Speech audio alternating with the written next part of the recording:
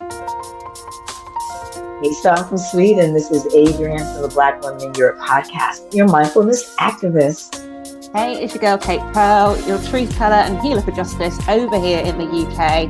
And this is our season of healing. Of healing racial trauma. We were supposed to do that together, people, but that's as close as we could get. Yeah. So stick around. Blooper reel. Black Brits, let's be real. Rest isn't something we've ever been taught to prioritise. Generations before us, right through to present day, have been too busy surviving. Here's the thing.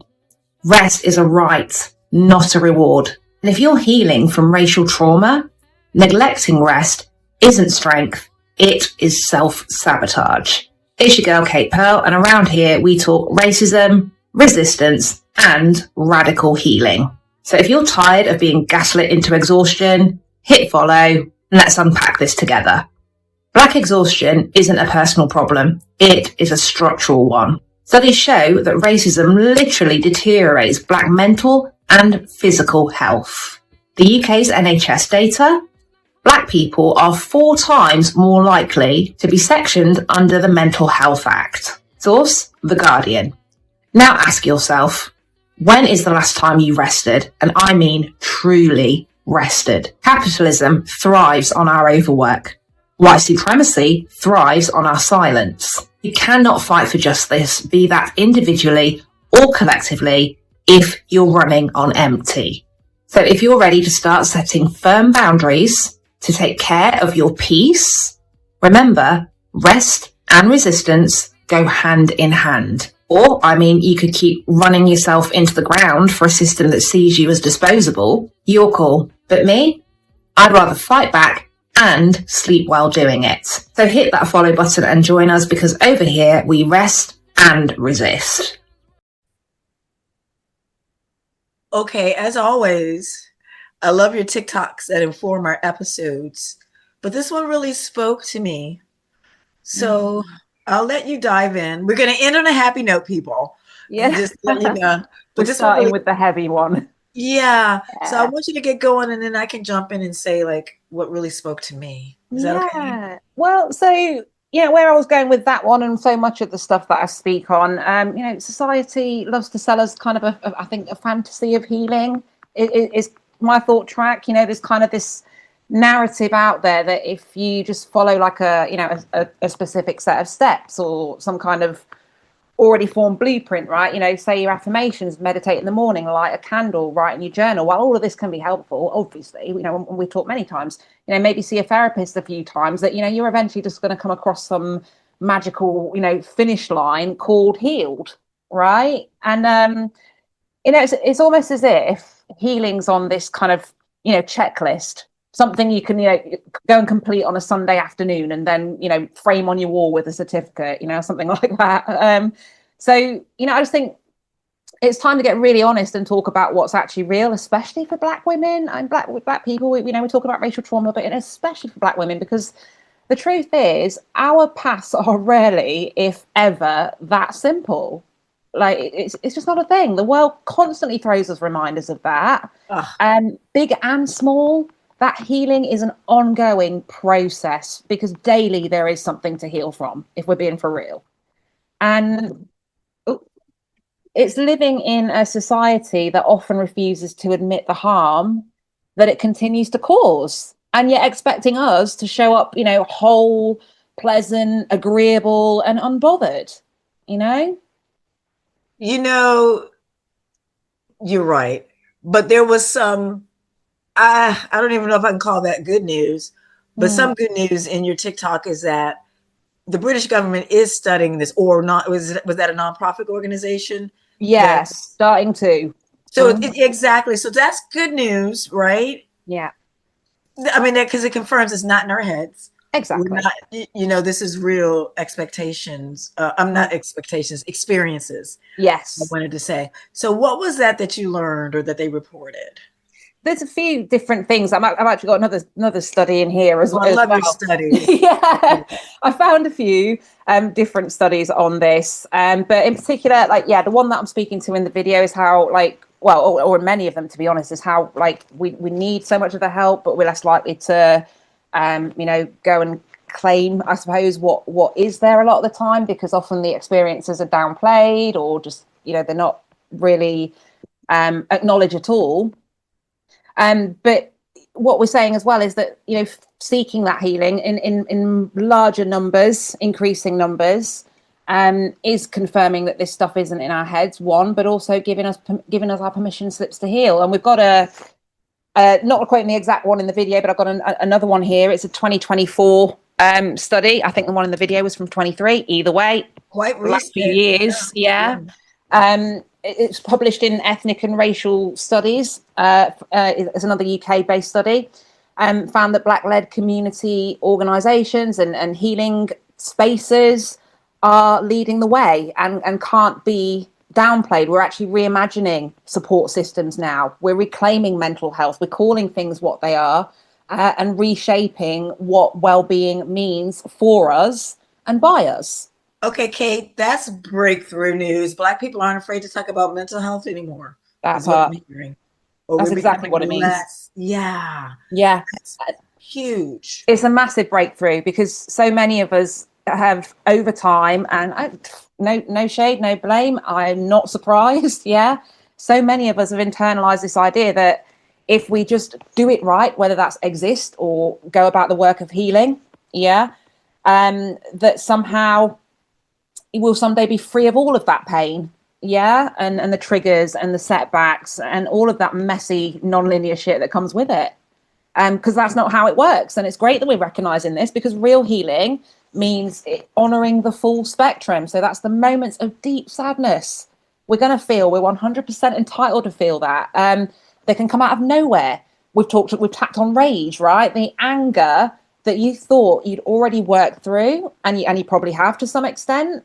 The grief that can completely blindside you. Again, it can come out of nowhere. On an otherwise, I don't know, perfectly good Tuesday, And yes, the sparks of laughter, joy, and hope that sometimes pop up at the most unexpected times. Yeah. Yeah, and I'm so glad, because you always bring in joy. Black people, we're good at joy. We're great at joy. Yeah. It's like we're really good at joy. But you also mentioned rage. We're good at rage too, whether we express it or internalize it, because we have so much of it, at least so many of us, for many different reasons. So those are two dichotomy, right? We've got rage and we've got joy. We need to learn to express maybe both more often, but always constructively. Yeah. But I'm excited about the healing spaces that are, and you're providing one of those. Hopefully, and we're providing one of those. By this podcast example. My TikTok account. And anyway, your blog, for example, one of was the only one. What was it? 20 years you've been going? I know. You did not see anything else like this when you got started. Like, look what you've built. I think it's phenomenal, and this is happening more and more. And hallelujah for that one. So the British government, it's not a government report, is it? I keep saying the British government, but is this something that informs the government, these reports, or do they commission them? It's a combo. There's sometimes it's to do with the government, sometimes it isn't. It's mental health spaces, medicals. There's a combo, educational spaces. Like all the studies that I speak to are coming from various different places, and sometimes it is the government. Okay. Yeah. No, that's encouraging, and that's what I wanted to hear. That's encouraging. It's good, because we need it to be coming from these places. Yeah. We need it to be coming from these places as well. Yeah. So what you said, and you know what, I'm a big, you too, big proponent on mindfulness, meditation, journaling, breath work, the movement, the walking, to have the quiet space. But you said that's not enough, or we're supposed to do that and then just walk away as if the work is done. As if that's the finite, we're done here. We're healed. Yeah. Because all of those things, I have, you're in massively mindfulness advocate, me advocate, activist. Let me get the title right. And I'm a massive advocate for that stuff. Like, all of it is important. But what I'm saying in that is, it's not like a unicorn, right? You just get one of those things in place, poof, you're healed. Yeah, it's a combo. It's ritualistic. it's multiple things simultaneously. Yeah. And And what also I giving yourself found, permission to keep doing that work. well, see, that's the thing, because I found that all of that helps. You start to feel better, and then you may gravitate away from it or Yes. something. Yeah. It's just like if you take any prescription the doctor gives you, they say do everything in the bottle, even if you start to feel better right away. So you start and you might take it for granted or get a little lazy. I found that, and every time that happens, I go right back to my practice. And that's when I realized, I've done that a couple of times. I could be a mindfulness activist and get busy, right? Yeah. And then forget to write in my journal a day or something, or Absolutely. forget to Yeah. do that. But I will notice the cumulative effect of that Yeah. at the end of the week or the end of a month. And and I'm like, okay, that's it. You just have to do it all the time. Yeah. And I combine that with therapy and coaching Mm. and prayer. That's my other thing. Yes. So, And also, Adrienne, I think as well, I'll add this one. We've just spoken to the fact that we both created healing spaces. I heal through my healing space as well. oh gosh, Yeah. yeah. Every time I speak on these things, it's like I'm healing another piece of it. Yeah. Yeah. That is so true. I never thought about it that way. But that's probably why I enjoy teaching my yoga classes so much. Mm. And especially working with one-on-one for people for 12 weeks. Yeah, it gives me Yeah. life. So maybe I'm giving myself back. I know I find my most joy there in my Yeah. work. So yeah, it could be because I'm healing You're myself in also the healing process. yourself Yeah, simultaneously. Yeah. It's the gift that I it love is the gift that. that keeps on giving. And Yeah. like you said, like, we've touched on this before as well. Like, you do notice the cumulative effects of not putting these things into regular practice. Lives, we have, jobs, families, businesses, just everything going on. So what I'm going to say to that is, reminder, don't be beating yourself up if you do fall off, but there's something to be said for becoming aware of what happens when you do fall off and holding your hands and pulling yourself back on. Yeah, because sometimes you might feel steady for weeks, even months, possibly years. That's great. But other times it is like it's like riding a wave that crashes suddenly. So all those setbacks, anxiety, that old heaviness, it can all return without warning, and it absolutely can if you fall off. But what we're not doing is layering on even more anxiety by beating ourselves up about that. Absolutely. Yeah, Self-compassion. Don't beat yourself up absolutely. about it. And one thing I realized that I have to do, I have to give up some of the other things that I thought were important. For example, I set a goal to read 60 books. I Mm, think I started this during the pandemic and I was like really into audiobooks and I was like, oh, I read 40 books. That was so easy. I said, next year I'll do 50. I'm up to 60. I think I've read 23 or something. I'm not going to freak out trying to reach that. I don't want to no. say arbitrary goal, but that goal. Or, for example, I was on a 600 something day streak with Duolingo. I don't know if you know this Oh, language well app. done. I've never done that with Duolingo. And then I don't know, I went on vacation and it was gone. But I remember when I was obsessed with that streak. And then now recently, I think it's been 4 days I haven't done it. The old me would have been like, oh. Now I'm like, you know what? It's okay. Yeah, It's okay. absolutely. So self-compassion. So if you fall off your self-compassion or your self-care or your mindfulness routine for a few days, Yeah, you realize and say that's okay and come back. No exactly. extra anxiety over not doing something because you have the Exactly. awareness. That's enough at that point to get you back on track. 100%. And growth, especially for us living in bodies and histories marked by racial trauma, doesn't look tidy, doesn't look perfect a lot of the time. It's messy as fuck. And it's not a process with a clear upward slope, right? So you might And move forward three what you, steps and yeah, slide and back that's two. and go back to 3 steps forward. Yeah, And that's what you mean when you say it's not linear. It's not going to exactly go in a that. straight line from beginning to end because I'm not, just to make sure that people, is not linear. Not Doesn't at have to all. be linear. Probably would never be linear. I mean, if you think about it, Mm-hmm. unless Yeah. you're in some type of sterile environment where you're not going to have any other interaction with people or any other Or type just of any interaction with other beings of any kind. And sometimes yeah, you just literally treading water, waiting for the next wave to pass, and that's your opportunity to sit with it. Like Adrienne says, self-compassion all the way. Be kind to you in particular. And something I've noticed in my own life and in my conversations with other Black women, the world too often mistakes survival for healing. We're praised for soldiering on and for being strong. So it's no wonder that set of programming and conditioning can be so hard to shift. And the bottom line is healing doesn't always look like strength.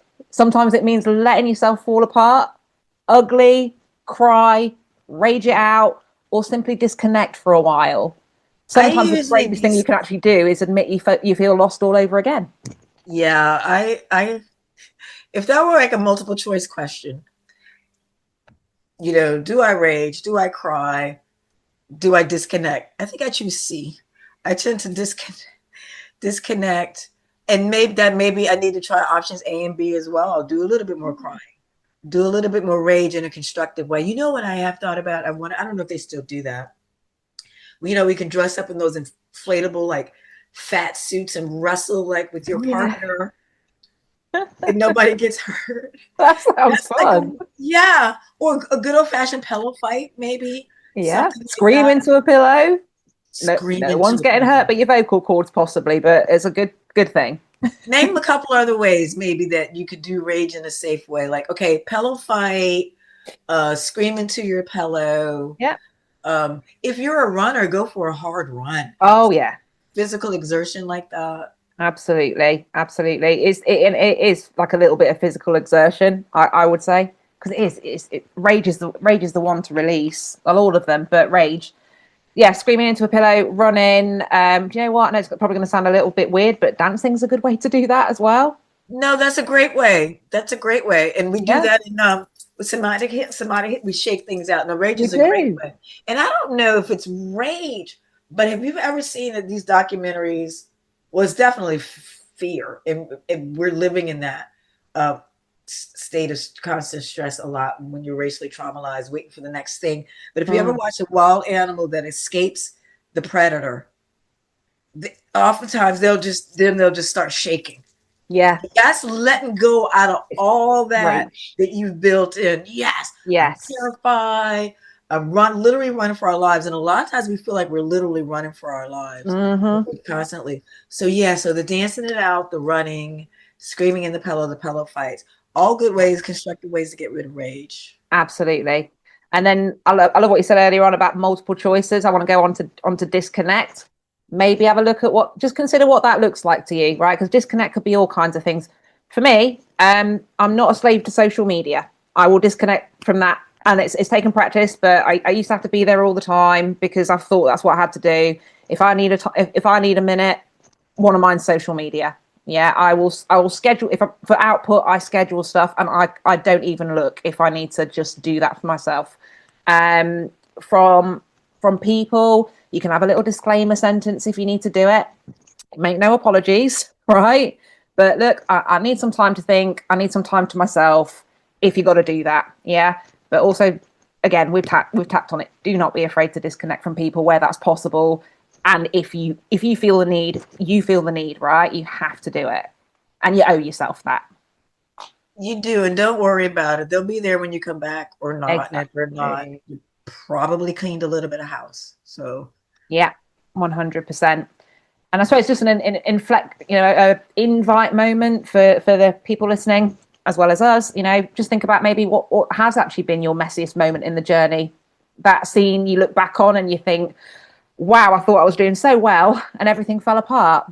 And I'm inviting you to do that. Like I personally believe that you can never really know where you're going until you know where you've been. Like take these moments and inventory along your journey. It's important. You can take lessons, and use it moving forward. It might have been a moment where you snapped at someone and felt the guilt ripple through you, or you completely withdrew and you didn't have the energy to show up for anyone, including yourself. These moments, they're not failures. Got to point that out. It's part of the messy stuff. It's the nonlinear stuff. It's part of the path. Yeah. I'm sitting here quiet, thinking in my mind all those things that, as you say, probably snapped at people for sure. But I'm the type that just won't show up. I shouldn't say won't show up, will disappear. And won't tell anybody I'm disappearing. Because Yeah. part of me is like, I hate people to say I'm taking a break, and I'm like, just go. Mm. Like you're making this announcement, so people will be like, don't do it, don't do it. And I see this on social media all the time, and then all the responses are when the person's supposedly gone anyway. Yeah. Right? So I don't need to announce that I'm taking a break. I'll just take that. Sometimes that will put me into a state of guilt because I think I'm not showing up for other people, but that passes fast. Or at this point, it Yeah. passes fast. I can't remember. It passes fast. Yeah. You know, um, But that's a good, healthy space to be if it passes fast. but I still have that twinge. So I want to get to Yeah. that point where I don't have that twinge at all. It says a lot about your path though, and your healing journey. Yeah. Because we're Yeah, talking about no apologies and no guilt for this stuff. That's the yeah, stuff where we are releasing as we and that, unpack and heal. Yeah. yeah. That's the I point love where that. I yeah, love that. moving forward has been anything but linear for me. Yeah. Going a bit deeper, why is this healing work even revolutionary? Because it is, and I say that a lot. It's messy, it's courageous, it's fucking radical, people. It is. So why does it even matter that we keep talking, speaking our truth, showing up for ourselves and others, but ourselves, even when it's hard? And I'm going to say that the reason for that, it's layered, but ultimately because we live in a world where nearly every system, workplaces, healthcare, media, education and establishments, schools, unis, whatever, it wasn't designed for our peace, our safety, or flourishing, especially as Black women, Black people, Black women. We're constantly told to get on with it, to bounce back, to show resilience. But true healing in the face of racial trauma in particular is so much more than survival. It's defiance. Yeah. Yeah, now that's one thing that I don't know if you have in the UK, but in the US, in our experience coming out of slavery, after slavery, there were universities designed just for us. We call them historically Black colleges and universities. Mm, That's because white folks didn't want us to go with them to school, right? mm, So we had some white benefactors or others or land grants, whatever, states, historically Black colleges and universities. I went to Howard University in Washington, D.C., where my parent is named after General Howard, who was a former Army officer in the Civil War. He was on the right side, though, and wanted to do yeah. this. But are there spaces like that in the UK, Black educational spaces designed by us, for us, that nurture Black excellence in the UK? They exist in the United States, definitely on the collegial and university level, some other private secondary education spaces. But is that a Mm. thing in the UK where you can send your kid to a Black excellence school where they're not the minority and they're learning their history? Not so much Black excellence that I'm aware of or around that kind of theme. Pan Africanism is more of a thing in the bigger and major cities. Um, I've never seen one in the smaller towns or villages. Let's let's Okay. let's I put it that do way. know. Yeah, I do know at Oxford. What am I on? What is it? It's I'm on there. I think I've gone to a couple of things, but there is like a group of Black academics or academics of color, I should say, within Mm. Oxford. Is it Torch? It might be. I can see if I can put in the show notes if I can find it, so that within these schools, they're doing their things, and you can find a handful of Black professors. But it doesn't seem like there's a Black, and I guess that's a uniquely American thing out of our experience, where Yeah. it was against the law for us to read and write. I mean, against the law for us to read and write. So Mm. then, of course, you're going to have the opposite. Well, we're going to be the best educated, and African American women are the best educated in the United States. We have the most degrees anyway. But I just Yeah. wondered. So at least in the UK, you can find bastions of Pan Africanism where you can learn that collective history. I do know Mm. at Oxford, for example, there are support systems for academics in of color, because as you say, those places are not built for us, No, not not at for us all. to thrive. And when you're there, they don't even think you belong there. How did you get in? Yeah, they surprised you there. It's surprised you're Slash, there. they don't like that you're there. How did you No. get in? Exactly. Hmm. Exactly. So more of it is needed, right? But we're creating that, like we're reimagining support systems. Oh, reimagining all of it, like you say. Yeah. How do we advocate for our healthcare? Exactly. You know, how do we make sure that we get the right education? How do we? So this is great. So are Black women leading the way in this, or are we doing it with our brothers too? Do you know what? I think Black women are leading the way. Honestly, from what I've I'm not seen, no surprised. disrespect to the brothers, and there's also going to be differences in how we heal on the basis of, I'd say, gender as well. But as far as the actual kind of cycle breaking, legacy building work across the universe, as it were, I'd say Black women are leading the charge. Yeah, and I've probably got about 10 reasons why I think that. I'm just not finding all the articulation just yet. No. I'm not surprised, and I know there are probably, but there's always some, people doing the work, but because that's our nature. We're Yeah, healers or nurturers, so it's our nature definitely. to take the lead. So that's not surprising. I just Yeah, and wanted we're confirmation. refusing to let the world dictate now how much happiness or rest or healing we're allowed. And I think we're saying, yeah, possibly. I was going to say louder, but I think from a more qualitative approach, respectfully, we're saying I deserve to heal, and I don't have to do it alone. That's revolutionary. It's huge. And that's not just my opinion either. We talked. There was a study a little bit earlier on that I shared. 2024 study, speaking about Black-led community organisations, and then speaking back to the one I did share in the video. It was the Minds 2020 report is the one we were talking That's about earlier. The yeah. last taboos, ending racial inequality in mental health. Right. Well, to even get that, Mind is actually one of the leading mental health organisations as far as what we know about mental health challenges over here. It outlines that there are profound inequalities to even heal from in the first place. And see, Yeah. that's why I wondered, was that a government report? Because I think it's brave whenever a government acknowledges stuff like that. It just makes me happy because it's like Yeah, that's the first step. it is. It is. So if the government didn't commission this report, I hope they're taking it to heart. Um, and do you know? Okay, say that again. The key findings from that report. Yeah, so Minds 2020. So leading organisation or charity, UK charity.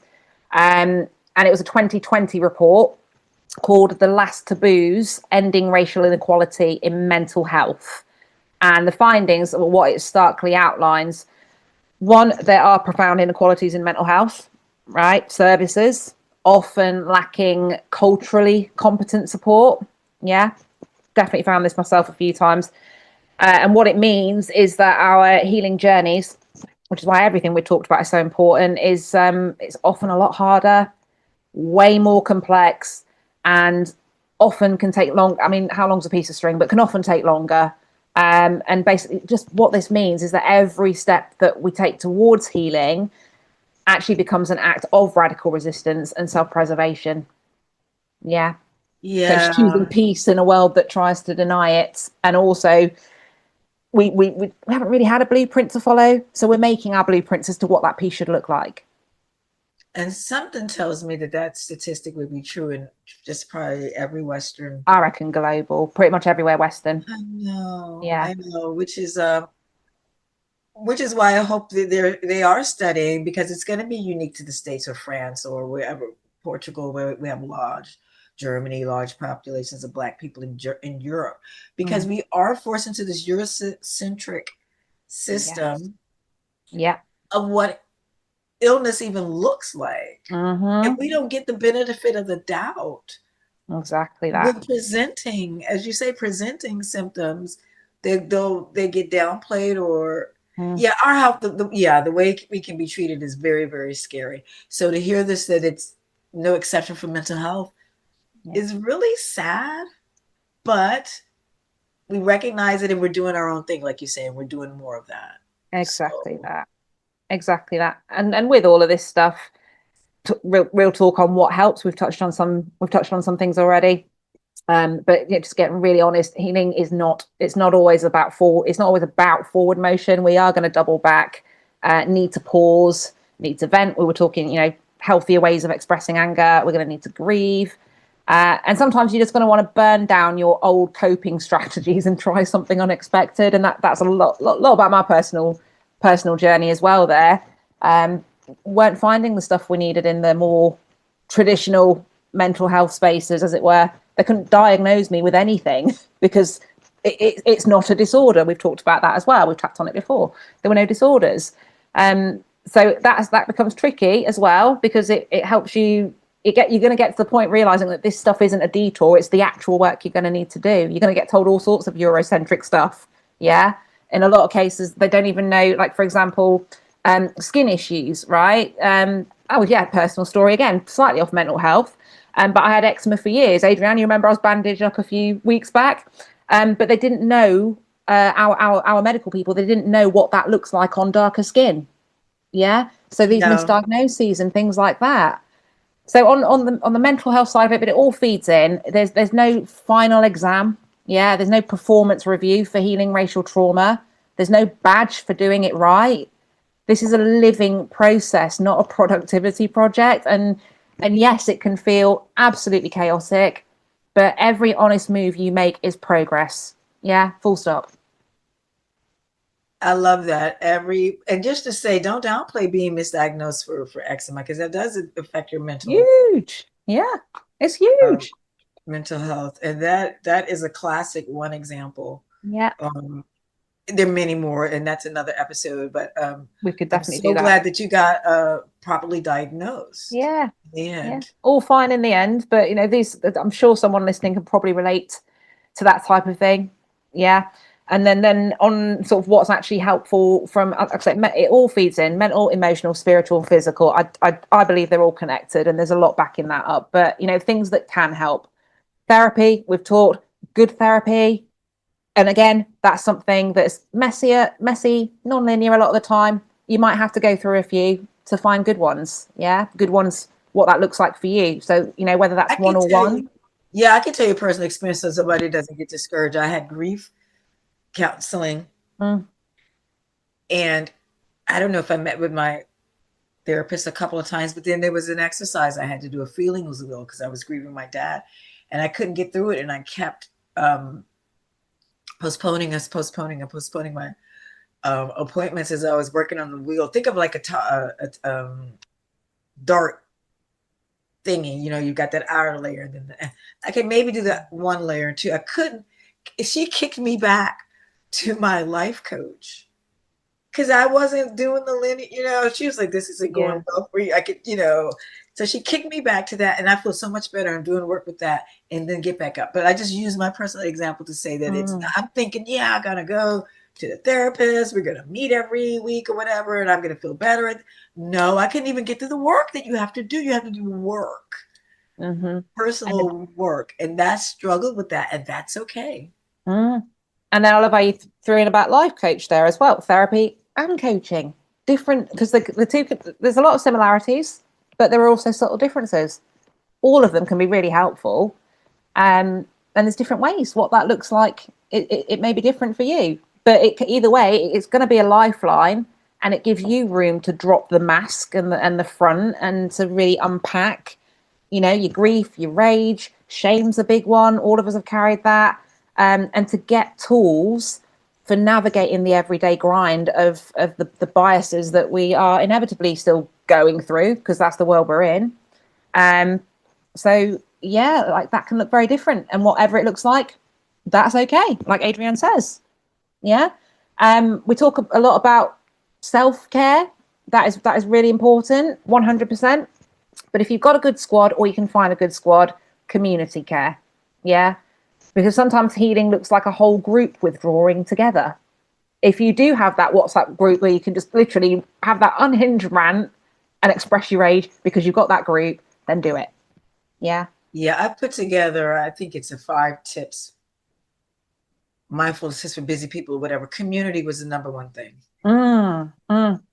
And saying also, we're not available for spaces that aren't built for us this weekend. Group rest, shared meals, digital detoxes. I talked earlier about social. Just being, these collective pauses are actually medicine. When the grind, whether there's so many grinds to life, but your healing grind is relentless. Rest isn't a reward for suffering. It's a right and a resistance. Yeah. I like how you say it's a right. It's a right, like housing, clean water, yeah, fresh air. Did I say food? I mean, this isn't reserved for the elite, or this isn't reserved for the rich or Exactly. somebody else. Like, oh, that's not for me. No, it's for you. It's for And you. it's for you. You And just wouldn't. in case you haven't heard that, we're going to say that again. It's for you, and period. Okay, because I know someone needs to hear that. Absolutely. It's for you. And it's not a Yeah, reward. It's not a luxury. exactly that. It's a Exactly that. necessity. And Mm-hmm. so figuring out how you're going to provide for all your other necessities, figure out how you're going to do that as well, right? The self-care or self-compassion, Mm. because that to me is tied in with that self-talk. And talk about that just a minute, because Yes. you say we all have the shame, and when we know we have the shame for you cannot be an adult and not be ashamed about something that you've done. Mm. I mean, I'm gonna guess even Mother Teresa, before she died, maybe that's why she became a nun, because she had done. And not to put down, because a lot of people think nuns or saints are perfect. They're humans. They're still humans. Yeah, exactly. They still make mistakes. They have the best intentions. Um, but shame can be a big one. And Mm-hmm. have you had to work through, like, I had a lot of shame coming back from being raped. As being a rape victim, we Mm. hear a lot of that around from you. And I made bad decisions and said some things that I'm ashamed of. But I just want anybody that does have shame, that can be one of the hardest things to get rid of or to Yes, work through, don't you think? absolutely, 100%. Yeah, and you will get there. You I was you going to you will say, get you'll get there. there. Just keep doing the work, and don't Yeah. think that you're going to always have to carry that shame around. And I think it's the same thing with guilt. They can be, Mm. um, because a lot of times I think we give up on the work because it's too hard. Yeah. And then we feel shame about giving up on the work. So Yes. this is why it's even more important, yeah, to remember that it's messy, it's non-linear. It might look different to you versus the next person. In fact, I guarantee it probably does. But you will get there. Yeah. Another thing that helps, art and creativity. We're bloody good at that. We've always been good at that. Writing, painting, making music, movement in your body. They're not just hobbies. And again, we're going to speak to the fact that they're not luxuries either, or just for the elite or whoever. They are rituals of survival, but they're also rituals of joy. Art gives Yeah. us language to what is unspeakable. Yeah, channels a healthy way. Rage and Yeah. grief. And I was Yeah, going to say, don't forget, think about what we can do with a piece of cloth. exactly that. And the things we do with our hair, and how the simplest food ingredients are literally Michelin whatever star meal. Like we do that naturally, and it's returning to that, and actually deliberately allowing ourselves space and time, because we've all got that. We've all got that. Life does life, and there's a lot of things taking our time, but we do have time for things like that. Many people find that creativity as well reconnects us to ancestry, heritage, and forms of expression that transcend words and worlds. Yeah. So art and creativity, get it in there, however you do it. Yeah. I've recently returned myself back to actually consistently singing every day. I think I always did that, but I'm actually deliberately doing it because, well, one, it's my favorite things ever to do. Two, is something I want to do and somehow like work that into my world. I'm destined to do it. But three, it is a go-to, and I allow myself time for that, and I'm committed to it. Yeah. So even Yeah, if it's just one of those things. yeah. Well, one thing about singing is you get the vibration in your throat, which Yeah. triggers your vagus nerve, which Yeah. sets off your parasympathetic system, which is the rest and digest. So you're Boom. healing yourself every time you sing. If you Yeah. feel sad, you should hum. You should Mm. maybe sing, because it is going to give you that calming nature. So fantastic. So we're going to Yeah. hear a recording from you You're soon. definitely going to hear recordings from me soon. I'm working on getting my kit, and there's a little pub where I can start gigging soon. So anyway, more on that later. Oh my gosh, see how you Yeah. can plan and live through dreams, and then things, Exactly. opportunities happen. Mm.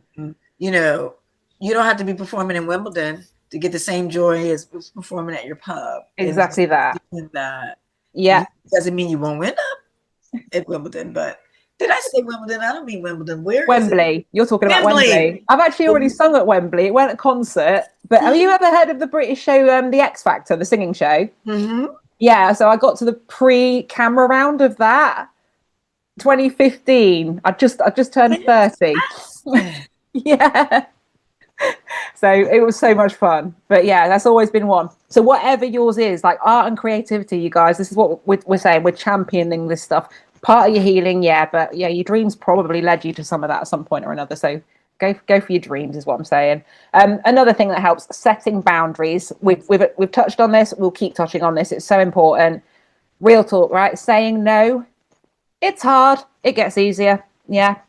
Especially for Black women, we're conditioned to be strong, endlessly available. Yeah. Or the peacekeepers in every room. We're saying no. Okay. Boundaries are armor, not just for your mental health, but for your future. Right. So even disengaging from exhausting debates or refusing one more education session about racism, for example, is sacred. Your no is a whole arse sentence. Okay. So boundaries. Yeah, I did that the other day. I left a conversation, just got up with my teacup and I said, I don't want to talk about this. Oh, but I have to. I don't want to talk. The third time I said, I don't, and just leave the Good. situation. Period. Preach, Don't try sister. to stifle that person. Okay, well, if you have to say it, I don't have to listen. That part. Oh, I love that. Oh, and joy as protest. Okay. All of this put together, you're going to get, we naturally do it, but all of this stuff put together, right? Joy is going to find a more regular place in your life anyway, but joy as protest. Don't discount the power of it. Yeah. Black joy, it's not a distraction from the struggle. It's a strategy for survival and a form of protest, among many other great things. Making time to laugh, to celebrate, it's all part of the revolution. I don't know if I told you this before, but I was an extra on this TV show, and I rode down to another town with a guy Ooh. who was also on it, and he finished filming before I did. But he said, of course, he was going to wait for me. It was like an hour ride back, and I felt so bad. And I remember I came, found him. He was playing cards and stuff, and I said, "Are you okay?" He said, "Even the slaves had fun." Yes. And I remember thinking, wow, he's right. So he was like, this is nothing. I'm just waiting for you. So even the slaves have fun. But we found a way. Yeah. So remember that. Even in the darkest times, you can find joy. Absolutely. And I think we do that naturally because we have to, or we're going to die. That part. There's more power in that when you now make decisions on that joy as well as part of your healing journey. Yeah.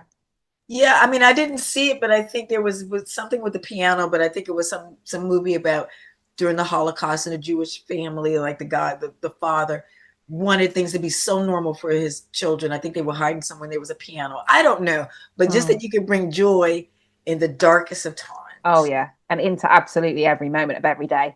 And don't feel guilty for guilty for doing that, because you may think, why am I laughing when I should be grieving? Or why am I laughing when I'm not sure, how I'm going to pay the rent this month? It's okay to have moments of joy in between despair. We're canning that over here on our healing platforms. We don't feel guilty for our joy. Just going to lay that one in. Naming, sharing, and community healing. Right now, that can look many different ways. Okay, whether you're rocking up to online platforms, whether you're creating your own online platforms, you're doing this in person. I've got another study to back this up. It's a 2021 study in Feminism and Psychology, which is a UK magazine. Many African Caribbean women in the UK, I'm sure most westernized places as well, feel pressure to bottle up their pain and keep it moving, leading to isolation and distress, right?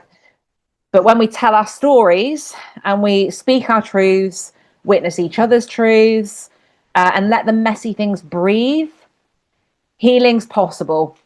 Yeah, not through pain alone, but through presence. And in many of the ways we've already discussed, but especially in community. Yeah, so naming, sharing, and community healing. Big ones to go alongside your joy and your healthy releases of anger and grief and all that other great stuff.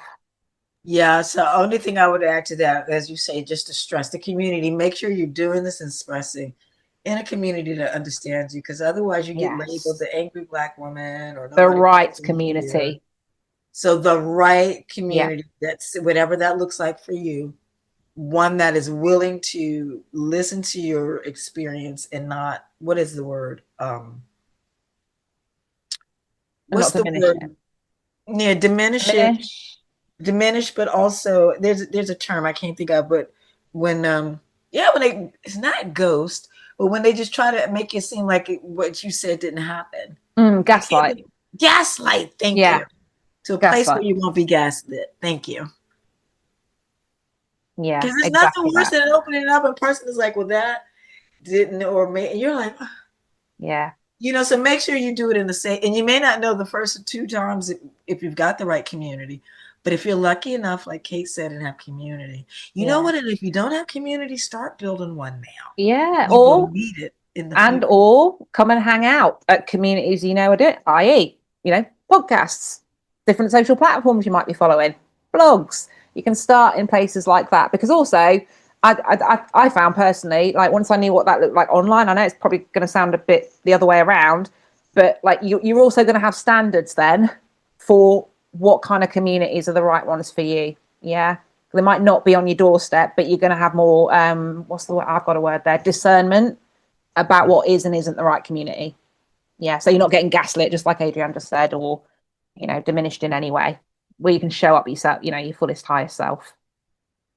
Yeah. Yeah, it's nothing bad. It's not that, it doesn't feel good to get gaslit. And Good God, also no. be aware that maybe, I don't know, maybe even places you think are going to be safe may not be safe. I don't want to get into that, but you know how sometimes we can let each other down. But like you say, it's okay. It's okay. Find your community, stick with it, be consistent, and don't be afraid. It's everything we talk about has a fear factor in it, doesn't it? It does. And you're never going to get rid of fear, by the way. We've addressed it a little bit. We'll unpack this as often as is needed. We could go forever. There's always going to be a little bit of fear. Yeah, you never get rid of it, but it's deciding to take it on a joyride along with the courage it takes to find out what the work is and then go and do it on yourself for healing, and your ambition to choose different and better for yourself moving forwards. Yeah. Fear. You can honestly use the adrenaline. I've gotten to a point where I think I just use the adrenaline. I was gonna say, yeah, because fear turns into courage. Absolutely that. Absolutely that. And the two can coexist. I think it's a big myth otherwise because we're constantly demonizing fear, but that's conditioning, programming, all that type of stuff. And I But fear hear can be very useful. very useful when you hear all the greats. Are you still nervous when you go on stage? Oh yeah, Yeah, for whatever, from filming a movie, a big star, to performing. Oh, so that's part of it. I think if you don't have exactly. fear, you're dead at some point. You shouldn't be Yeah, living in constant fear, and everything shouldn't scare you. exactly. But I think fear is a big sign you are on the right track. Yeah, move even more when you feel that fear. Exactly. Yeah, But hold it right don't, hand. yeah. And fear is a different than, to me, of some warning to say that's fear and danger aren't necessarily like, you don't necessarily feel fear when you're in a dangerous situation, which can be Mm. crazy because you're like, Mm. you're like, okay. But fear to me is more of the unknown and then not wanting to fail or embarrass yourself or something like that. Because I think we react to danger, but fear can paralyze us. And we don't want to do that when it comes No, to healing racial trauma. exactly that. Exactly that. But the way you come out of that paralysis or get that clarity is honestly just by movement in the direction of something that's not where you are right now, and just have faith that that's better for you, and that you're the one that can make that decision. Yeah, because being stuck or stagnating is, I don't know if I want to say common, not unusual. So if Mm. you can just keep moving Yeah, somehow, because we're one not step supposed to at a time. stagnate. We're meant to evolve. We're meant to grow. And then just a quick one. I think the only thing I had left to say is that setbacks are not the end. I know we've talked a little bit about it, but I really want to wedge this one in for anyone who needs it. Setbacks are not the end. Return to old pains. Emotional spirals. They don't erase your process or your progress. Yeah, they're actually part of the deepening of your journey. Yeah, and the enhancement of the relationship you have ultimately with yourself. Uh, Another really quick one. I don't think I've got a stat per se, but it is another study. The UCL Institute of Health Equity, another UK base camp. Racism and trauma do affect everything from health to energy levels and stress, sometimes actually making it impossible to function as normal, quote unquote. So, if you need to rest, to rage, to fall apart sometimes, you are still moving forwards. I want you to remember that, because every time you honor your needs, you're refusing to internalize the lie that your value is measured by your ability to soldier on unfazed. Yeah, that's healing. Again, it's revolution, and it's not about never breaking down. It's about reaching out. We've just talked about some epic stuff on that. Finding the things and people, the right communities that hold you up, and keeping the door open for more of the same. Yeah, you don't need to be polished to be powerful. You just need to keep moving. Yeah, Just got to keep moving. that You said part. something in the TikTok that I want you to repeat now so we can go into our meditation. But you said something about celebrating your wins, because I have a short meditation Yeah, about because celebrating your wins. So end on that. on Yeah. that one, yeah, I can give you pretty much what I said there. Embracing this, what I was speaking to there, this messy, non-linear reality is absolutely crucial. Uh, it is about being kind to yourself on the harder days. We've touched on that as well. Celebrating literally every single win. And I do not give a shit how little or mediocre it seems. That is an act of self-care, revolutionary, self-preservation, all of that. Because again, you've got to remember here, you are breaking cycles that have probably been going on for generations. In fact, I'd say they have. You're breaking cycles, you are reclaiming your peace, and you are absolutely healing generations, the ones that came before you and the ones that are following. Okay, sis. Thanks for that. Hey. So we can both go off camera and close our eyes. I don't know if you want to lie down. Yeah.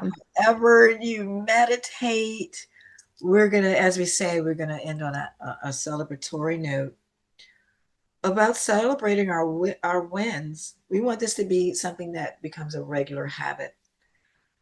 So right now, just access a breath, a deep one, maybe your deepest one of today. And when you're ready to exhale it, let it come out through your mouth, maybe as a sigh. A couple of more times as you let your shoulders drop and your jaw soften.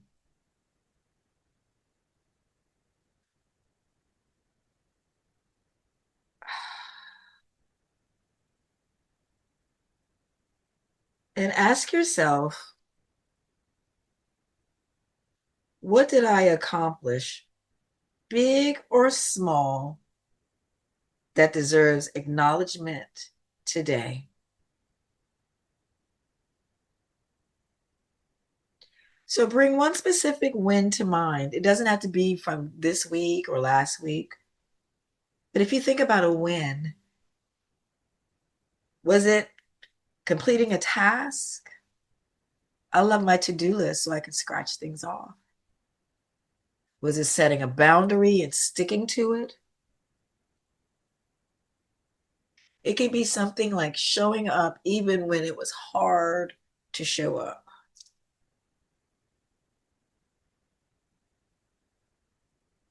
But focus on one specific win. Nothing's too small. And feel that in your body. What do you feel now when you focus on your win? Is it a temperature that you notice? Maybe a warmth? Or maybe it's ease, something relaxed in your body. Maybe even the corners of your mouth are turned up and you're smiling.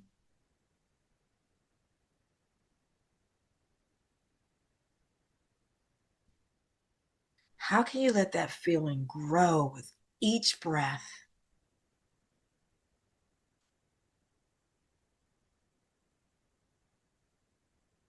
Silently repeat, I did that. I completed that task. I showed up. I set that boundary.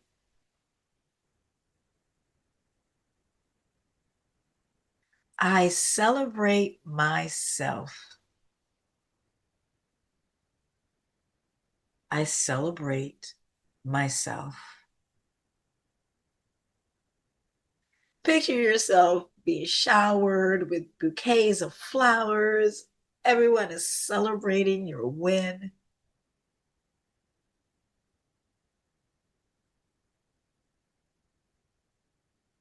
And let's go back to accessing deep breaths before we go. Because with each inhale, invite in pride.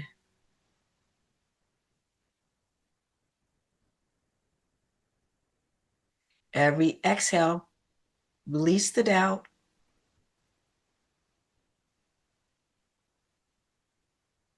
And let's close by saying, I recognize my effort.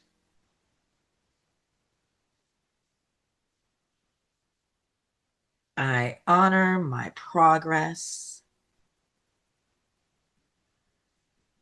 I am allowed to feel proud.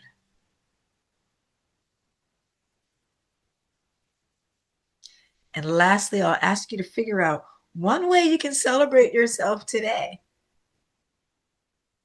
It could be a little treat. It could be taking 5 minutes to yourself.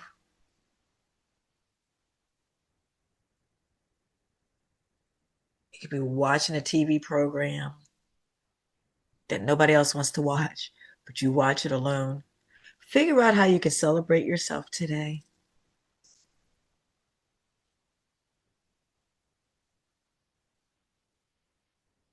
And if your eyes were closed, you can open them.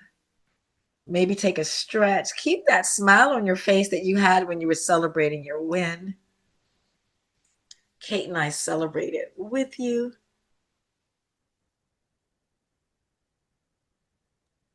I was so busy celebrating then, I had to pause. Great to see you back with a big smile. Yeah, so we're all about celebrating our wins. So Kate and I are going to celebrate a win right now. We have, let's see, at this point in our partnership, I think we've completed a season. We have. We've completed a season. This may be going into our next season, which means we kind of decided we're going to keep doing this. That means we're doing it for more than one season, which yeah, we were talking about a special season at the start of this, and we're definitely going into another one.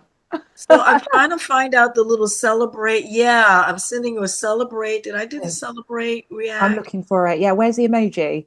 Yeah, where's the emoji? I don't React. know. Oh, I found it. You found it, but we're celebrating today. I don't know if anyway. I don't see, but yay, Yay, I found it. We're celebrating today. So, Kate, did you see we got a big win here? We got a huge win. That's amazing. And what a journey. What a journey. What a journey. Yeah, and I can't even pick a favorite episode. I think they've gotten better and better. Well, I was going to say, because I've loved every minute of it. So, dear listener, thank you for joining this Love Fest and Celebration Fest. Yay. As I think, if I'm going to look at my notes, are we really, when you hear this, we either wrapped up a season or we're starting a new season? I think we started. You know what? I think we technically just started it. We're starting starting a new season. Thanks for being there with us. Yeah, you can celebrate your emojis. Thank you for providing a safe place for me. I've gotten a lot of therapy through this season with you. Yeah, and same, honestly. Oh, I can't wait for more. I can't wait for more, babes. So you know what? We're going to say goodbye and thank everyone, right, for joining us. Thank you for joining us on this special couple of seasons so far of healing racial trauma, because that's what we're doing over here, loud and proud. See, and we're bringing the joy. We can still have the joy. Yes. So, Kate, you going to stick around for a minute? Absolutely. Okay, I'm going to end here again. Thank you. I can't believe we're celebrating this season. That snuck up on me. That's my hand emoji. Snuck up on me. Okay, babe. See you soon. See you soon.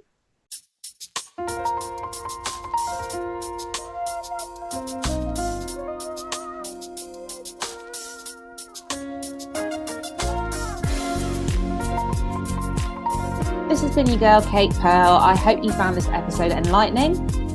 This is Adrienne, and I hope it's been healing. Bye. Bye.